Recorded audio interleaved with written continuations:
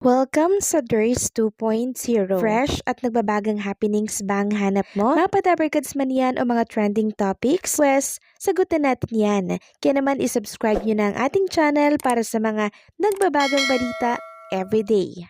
Welcome back again sa ating YouTube channel mga kadabarkads, and for today's video, ang pag-uusapan natin ay tungkol sa mga importanteng kaganapan sa loob at sa labas ng Itbulaga. So kahapon, talagang pinag-usapan ang the CEO na pinagbibidahan po ni Miles Ocampo dahil sa husay nitong umarte sa kanyang karakter na terror.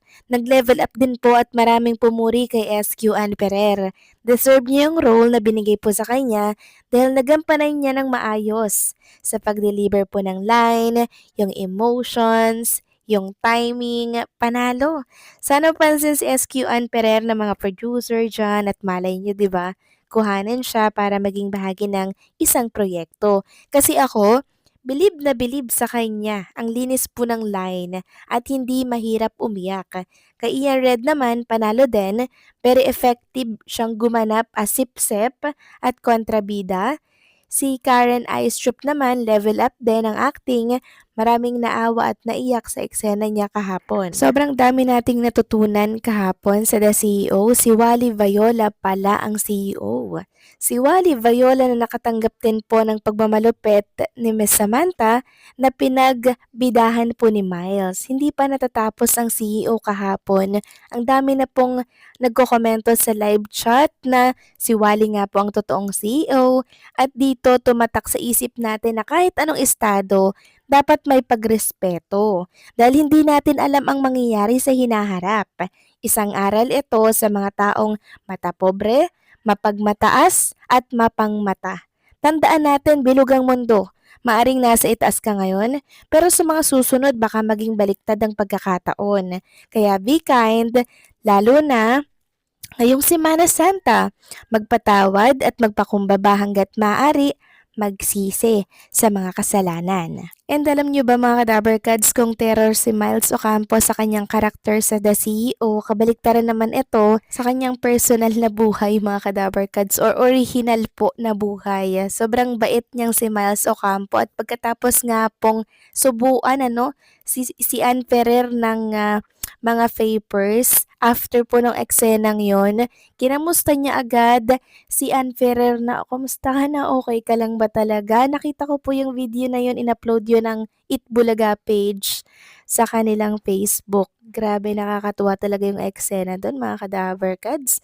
Sobrang gagaling, sobrang huhusay ng mga actress nating Itbulaga host. At eto nga pang isa sa mga tumatak na linya mula kay Wally Viola. Sabi nga po dito ng TV5, ibinahagi po nila, napaka-importante talaga ang pagtitiyaga, sipag, dedikasyon at pagsusumikap. Kailangan gawin natin ng maayos ang trabaho natin na may katapatan, dahil at the end of the day, magbubunga rin yun ng maganda. So lagi nating isa-isip, isa-puso yung mga aral na nakukuha po natin sa Lenten Special ng programang Itbulaga. Samantalang Ann Ferrer, meron po naging statement pakatapos po ng The CEO kahapon. Sabi niya, ang pagbibigay ng respeto ay walang pinipiling posisyon, hindi ito ginagawang maskara. Ito ay isinasa puso. Thank you Lord. Pangatlong beses ko na makasama sa Itbulaga's Lenten Special at hindi pa rin nawawala ang saya at pasasalamat. Salamat po sa tiwala at sa pagkakataon na makapag-acting, challenging pero sobrang fulfilling. Sayang wala akong masyadong pictures with the Dabbercads. Iniwasan ko kasi talaga mag-phone, pero dala ko naman sa puso lahat ng moments. Salamat po sa Itbulaga at sa buong team ng The CEO. Mama Erica, Mama Leia, Ate Julie, Mama Ten, and Mama Bunch, Lush Life by Dana. So makikita natin sa picture na binahagi po ni Ann Ferrer, mga kadabarkads, na kasama niya dito ang mga batikang actress at actor sa showbiz industry. Samantalang update naman tayo kay Bossing Vic Soto. So kahapon po mga kadabarkads, nagpunta sila ng family niya dito po sa dental clinic na JAOZ. Makikita nga dyan mga kadabarkads na nakasalang po si Bossing Vic Soto para po linisan yung kanyang Ipen. At after nga po niyan, si Tali naman po ay bumisita naman sa Asian Eye Institute para po sa follow-up check-up ni Pauline Luna Soto and syempre ni Baby Tali. Samantalang next topic naman, kamustahin naman natin ang kalagayan po ni Wally Viola matapos po ng kanyang vehicular accident itong kamakailan lamang. Ayon nga po dito sa Asentado, news update, game na game. Nagpakuha ng larawan ng komedyante at Eat Bulaga host na si Wally Viola sa loob ng hospital nang bisitahin ito ng kaibigan na si Jundi Loyola. Kasamahan dati sa Mixed Nuts bago ito naging host sa EV. Si Wally ay nagpapagaling na pagkatapos ng minor injury sa katawan dahil sa pagsemplang sa motorsiklo sa Andaya Highway sa porsyon ng Lupi, Camarines Sur. And also sa live po ni Jose Manalo mga kadabarkad, sinabi niya din po na under observation para po si Wally Viola dahil sa tinamo nitong sugat, gasgas at bukol sa kanyang mga katawan. And speaking of Jose Manalo mga kadabarkads, so kagabi nag-live at nag-post po ng video si Jose Manalo para po i-aware ang lahat sa fake page na kumakalat ngayon sa mundo ng social media. So ginaya po yung kanilang Arimi Hot Spring Resort na page. Hindi lang basta ginaya mga kadabarkads dahil meron po kasing naloloko at nahihingan po ng pera ng naturang page na merong 1.8k po na followers. Ang totoo pong page ng Arimi Hot Spring Resort ay merong 20 or 21k na po mga kadabarkads na followers. Yun po ang totoo at wala rin po silang 30% off. Wala rin po silang buffet at hindi rin po 10 ang kwarto ng kanilang resort.